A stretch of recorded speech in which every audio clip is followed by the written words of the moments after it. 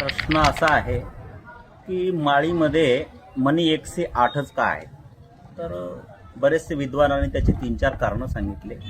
जसं जगामध्ये मुख्य तीर्थ 108 आहे, किंवा काही ज्ञानांचं असं मन आहे की हरिपाठामध्ये हरी हे नाम 108 वेळा येतं, म्हणून मनी 108 माळीमध्ये आहे. किंवा आपला जो हा देह आहे हा 36 तत्वाचा आहे, 36 तत्वापासून बनलेला आहे. याला 3 गुण आहेत, सत्व रजतम.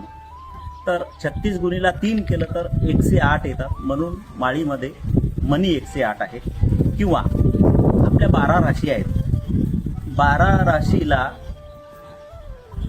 नवग्रह हे तुम्ही गुणीला करा, 12 गुणीला 9 108 येतात, म्हणून माळीमध्ये मनी 108 आहे.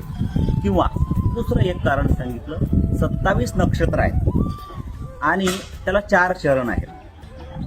27 गुणीला 4 केलं तर 108 येतात, असे म्हणून माळीमध्ये मनी 108 असे हे सूत्र विद्वानांनी बनवले.